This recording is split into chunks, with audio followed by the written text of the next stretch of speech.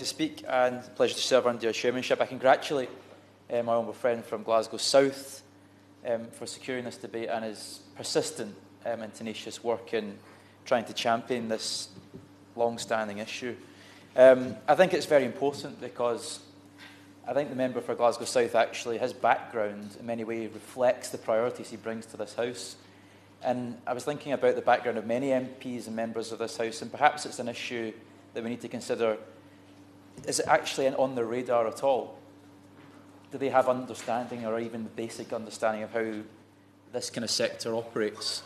Would they have ever have had exposure to it? Would they have ever understood how exploitative employment practices actually work? And I think, like my friend from Glasgow South, I've shared a background of having worked in similar environments.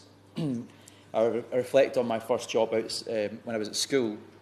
I went to work in a pizzeria called La Vita in Glasgow. You might have heard of it. It's one in George Square, there's one in Byres Road, and there's one in Bishopbriggs Cross. And at that time, I was hired on a 0 hours contract. As a 0 hours contract. But I also had to do an unpaid trial shift when I started there with my friend Ryan. And I remember we were competing against each other for the same job. But they ended up taking us both on. But often what would happen is you would go in during the week, and you'd work for maybe an hour, and then you'd be sent home with a free pizza when you were expecting to work 5 or 6 hours during the week.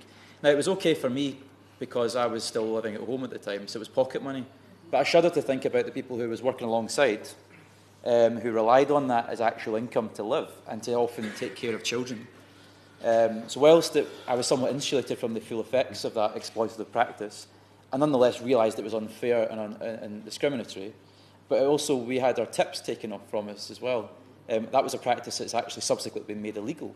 So it just shows you, even if we're operating at the margins, things that was happening then to me and others was actually illegal now. And we're still dealing with the effects of casualised employment, 0 hours contracts, and unpaid trial shifts, which still have to be tackled. And I wonder about, why is it not a priority for this government? Why is it not a priority for more members in this House who might otherwise have been here? And I think it's simply that they don't actually have an awareness of it. Yes, happy to give way. And I think he's absolutely correct to say it doesn't seem to be a priority for this government, unless, of course, the Minister today is able to enlighten us and tell us what she might and her government might do.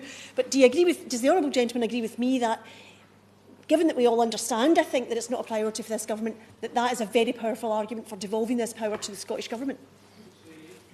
As a Labour Member of Parliament, my analysis is primarily driven by class, and I have just as much interest in securing the employment rights of someone who lives in Liverpool as they do in Glasgow, and that's where I operate.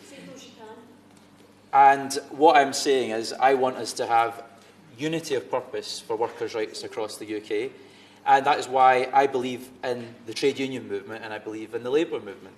And we can have a respectful ideological difference on that, but that's my analysis, and it's as simple as that. So what I want to achieve is to increase trade union density, because particularly in the employment sector, the hospitality sector of employment in this country, there's historically been a significant casualisation and a low trade union density. And that's why I think the Better Than Zero campaign has been particularly effective at trying to mobilise and make workers aware of their power.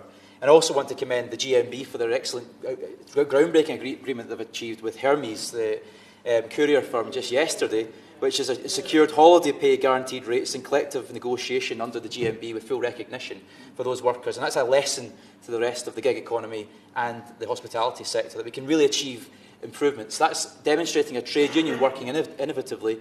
What can we do with the real force of law and legislation behind that across the UK for workers' rights? I feel that would be a real game changer for our economy. It would improve average wages, improve the resilience of our economy, and that's the way we ought to proceed.